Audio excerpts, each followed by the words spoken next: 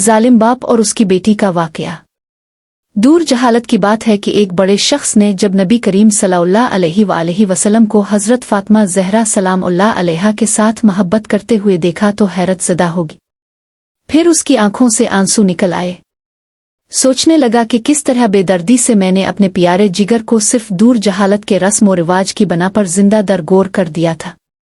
ये मामले देखकर नबी अकरम सल्लल्लाहु अलैहि वसल्लम ने फरमाया, आखिर क्या दास्तान है। उन्होंने बयान करना शुरू किया कि मेरी बीवी हामिला थी। उन दिनों में एक सफ़र पे गया हुआ था। जब काफ़ी अरसे बाद पलटा तो अपने घर में एक बच्ची को खेलते हुए देखा और बीवी से पूछा कि ये बच्ची कौन है। तो बीवी ने कहा, ये हमारी बेटी है।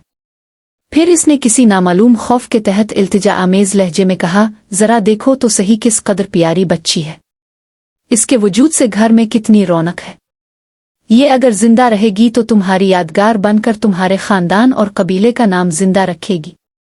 मैंने गर्दन झुका ली और बीवी को कोई जवाब नहीं दिया, लेकिन लड़की को बगौर देखता रहा।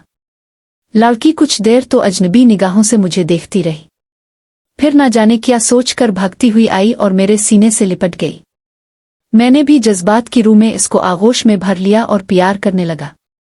कुछ अरसा ऐसे ही गुजरा कि लड़की आहिस्ता आहिस्ता बड़ी होती रही और काफी होशियार बन गई। जब वो अपनी बलूगत के करीब पहुंच गई, तब इसकी मां को मेरी तरफ से बिल्कुल इत्मीनान हो चुका था। मेरा रवैया भी बेटी के साथ मोहब्बत आमेज था। एक दिन मैंने अपनी बीवी से कहा कि जरा इसको बना एक कबीले की एक शादी में इसे ले जाऊंगा। मां बेचारी खुश हो गई और जल्दी से बेटी को सजा संवार कर तैयार कर दिया। मैंने लड़की का हाथ पकड़ा और घर से रवाना हो गया। एक गैर आबाद बियाबान पर पहुंचकर पहले से तैयार शुदा एक घड़े के करीब में खड़ा हो गया। लड़की बड़ी खुशी के साथ उछलती कूदती चली आ रही थी। मेरे करीब आकर रुक गई और बड़ी मासूमियत से सवाल किया, बाबा ये घड़ा किसके लिए है। मैंने सपाट लहजे में इससे कहा कि अपने खानदानी रस्म और रिवाज के मुताबिक मैं तुमको इसमें दफन कर देना चाहता हूं, ताकि तुम्हारी पैदाइश से हमारे खानदान और कबीले को जो जिल्लत और रुसवाई हुई है इससे नजात मिल जाए। लड़की को सूरत-ए-हाल का अंदाजा हुआ तो उसके चेहरे का रंग उड़ गया और कब्ल उसके कि इसकी तरफ से किसी रद्दे अमल का इजहार हो। मैंने इसको गड़े में धकेल दिया। लड़की रोती रही और गिड़गिड़ाती रही, लेकिन मुझ पर उसके फरियाद का कोई असर ना हुआ। मैंने गले को मिट्टी से भर दिया। अगरचे आखिरी वक्त तक वो हाथ उठाए मुझसे जिंदगी की भीख मांगती रही, इल्तिजा करती रही, लेकिन अफसोस मैंने अपने दिल के टुकड़े को जिंदा दरगोर कर दिया। लेकिन इसकी आखिरी इल्तिजा भी मेरे कानों में लुग़वी टपकती रहती है कि बाबा तुमने मुझे तो दफन कर दिया, लेकिन मेरी मां को ना बताना। कह देना कि मैं बेटी को अपने कबीले में छोड़ आया हूं।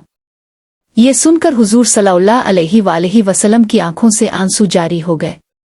इस वक्त नबी अकरम सल्लल्लाहु अलैहि वसल्लम की आगोश में जनाब फातिमा और ज़हरा अलैहिस्सलाम बैठी हुई थी। उनकी आंखें भी नम हो गईं। हुजूर अकरम सल्लल्लाहु अलैहि वसल्लम ने अपनी बेटी को सीने से लगा लिया और आप सल्लल्लाहु अलैहि वसल्लम के होंठों पर ये जुमले जारी हो गए कि बेटी तो रहमत है, और फिर आसमान की तरफ देखते हुए फरमाया, मैं फातिमा को देखकर अपने मशाम जां को बेहिश्त की खुशबू से मुअत्तर करता हूं। अल्लाह मैं तुझसे मौत के वक्त आराम और राहत और क़यामत के हिसाब व किताब के वक्त अफ़ू और मग़फ़िरत का तालिब हूँ। बेटियां अल्लाह पाक की रहमत होती हैं, उनकी कदर कीजिए, और ये आप लोगों के घरों में कुछ दिन के मेहमान होती है। उन्होंने आपका घर छोड़ के चले जाना होता है, लिहाजा उनसे मोहब्बत कीजिए, उनसे प्यार कीजिए, क्योंकि नबी करीम सल्लल्लाहु अलैहि वसल्लम अपनी बेटी फातिमा और ज़हरा सलामुल्लाह अलैहा से बहुत मोहब्बत किया करते थे।